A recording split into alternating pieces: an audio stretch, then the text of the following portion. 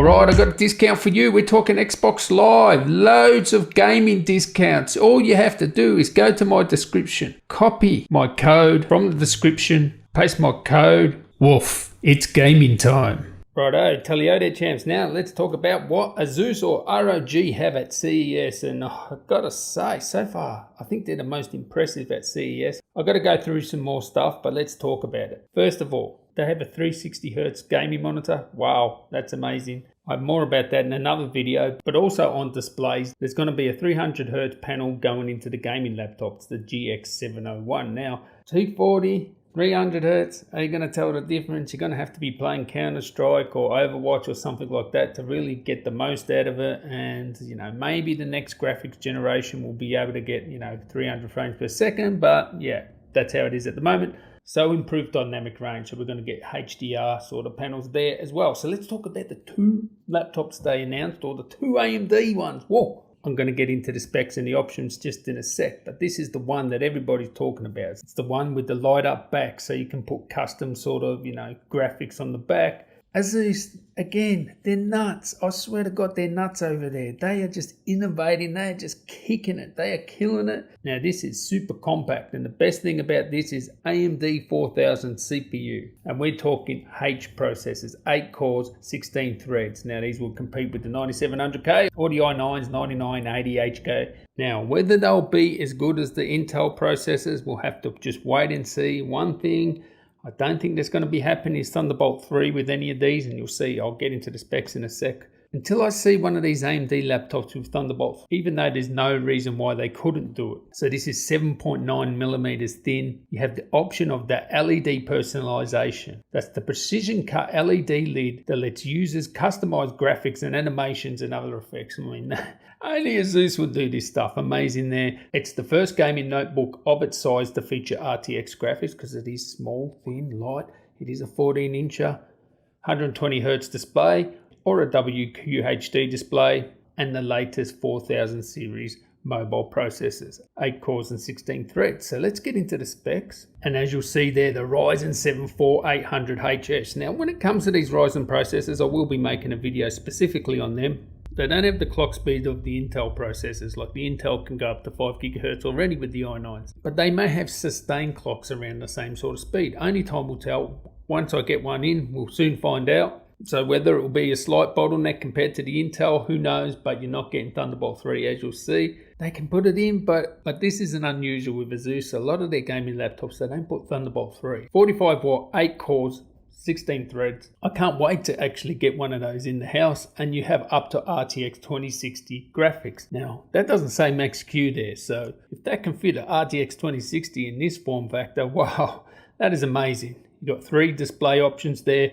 Full HD 120Hz, Pantone validated AMD FreeSync, awesome. You have a 14-inch Full HD IPS 60Hz panel. That will be the entry-level display, but it is Pantone validated. And then you have the 14-inch WQHD or the 1440p display. Now, 1440p, that's what I want to start seeing in these gaming laptops. I want 1440p, but I want high refresh. It actually is fine on a laptop. But these graphics cards, they're so powerful, they can do 1440p at high refresh rate, or high frame rate. So I want to see that. This is a 60Hz variant, has FreeSync, be good for adventure games or something like that where you want to see the details on that. But of course, I would go to 120Hz all day long. Dolby Atmos speakers, so the sound should be good. We'll see. I mean, if you've ever listened to Dolby Atmos in a system that's capable of producing it, it is amazing. And even though this is thin and light, this package, 1.7 millimeter travel with the keys. That's amazing. Power key fingerprint, 1080p webcam, who cares? Now, when it comes to RAM, up to 32 gigs RAM, but very interesting, 32,000 megahertz. That's the first time I've seen this in like a 15-inch gaming laptop to have memory that fast, so that should help with the gaming. Also Wi-Fi 6, you have to have Wi-Fi 6, and if we have a look at the ports there, you can see USB Type-C, so 2 of those, one with display port on power delivery. That's one thing you got to know. Some USBs have power delivery, some USB-Cs have display, some don't.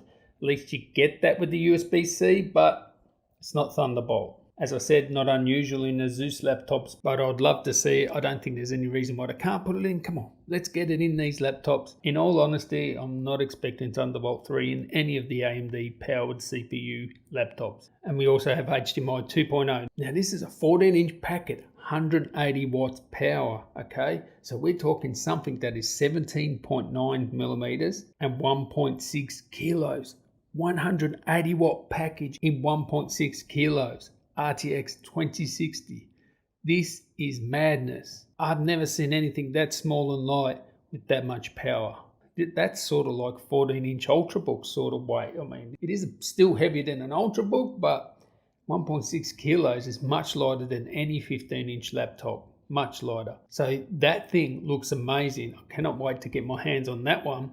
Then we also have a Ryzen version of the ROG Zephyrus. We've got the G15 here, thin and light premium gaming laptop. These things are amazing, these Zephyrus. When it comes to gaming, Zephyrus, Scar 3, just get them, mate. Just get them because they are amazing for gaming. You get ultimate gaming performance. They don't mess around as this. All right, so this is 19.9 millimeters thin, 2.1 kilos. So it's not much heavier than, say, a MacBook Pro 16-inch or XPS 15 or Aero 15 and stuff like that. Course, 8 cores with the Ryzen CPUs, 8 core 16 threads, up to RTX 2060 GPU, augmented by ROG Boost 1298 MHz at 65 watts, delivers reliable frame rates for popular games. So that's pretty good. 65 watts at 1298, wow. 240 Hz display, Pantone certified, FreeSync, amazing, they're getting FreeSync in these things now. Honestly, having FreeSync in these laptops is probably the best takeaway from this. That means it's just going to be ultra butter smooth. So 2 display options, 144 Hz and a 240 Hz. Me, I'll just get the 144 Hz. Most of the games I'll play, no chance of going 240 frames per second. 1660 Ti or a 2060. Doesn't say max Q, so these are the full beans here, up to 32 gigs, 3200 megahertz RAM. Wow. Wi-Fi 6, of course, and of course no Thunderbolt 3. As you can see there, the same sort of setup as the last laptop,